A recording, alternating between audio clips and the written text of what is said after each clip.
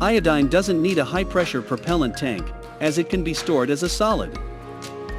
Iodine is a way to clean things. But it has other uses. If you put iodine in water and heat it, then purple gas will come out. Iodine changes state at lower pressures than maintain atmospheric pressure. That makes it the best fuel for ion thrusters. That is what ThrustMe did. They took iodine, which is good for spacecraft that need to be very efficient, and tested it in space for the first time. Ion power. Rockets need to work quickly when they shoot off. They do this by using a chemical reaction. This is not the most efficient way to get something into space, because it is not as fuel efficient. But once in space, we can use other ways of getting things going instead of a chemical reaction because there's no gravity up there, and fuel efficiency doesn't matter for moving around between orbits. Ion thrusters are a type of rocket that works by using electricity.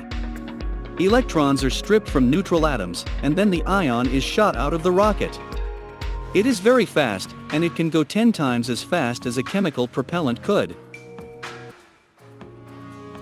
An ion engine can produce a lot of thrust with very little material.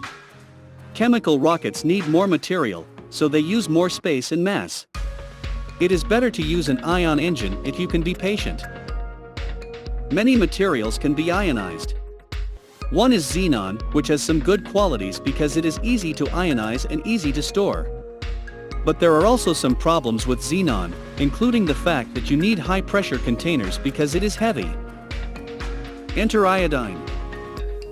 Iodine is very close to xenon on the periodic table. It is a type of molecule with two atoms. When it needs less energy to lose an electron, it can work well as an ion engine. It's easier to ionize iodine than xenon, and unlike xenon, it can exist as a solid under certain conditions. All you need to do is heat iodine for the gas needed for the ion engine.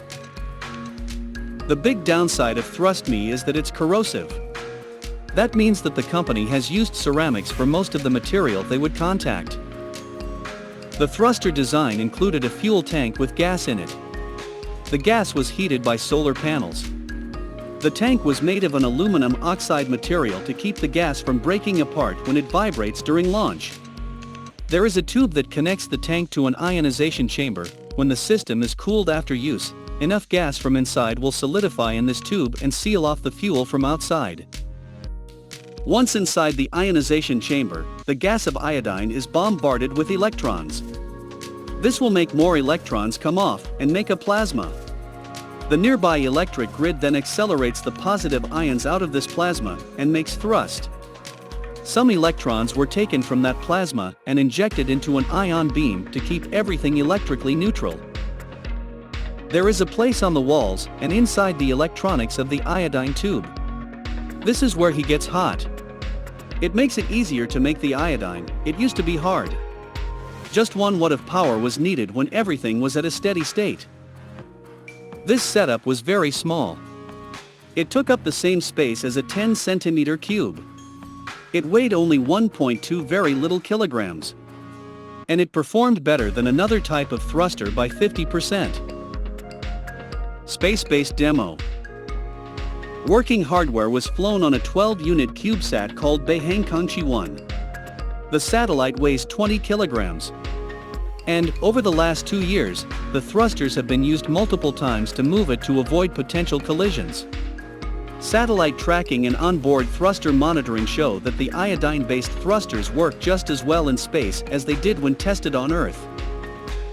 The amount of thrust that the thruster has is really small. It only lasts for a few minutes. But it can keep moving for about an hour. So, while the thruster cannot put things into orbit, it does move them around in orbit quite well.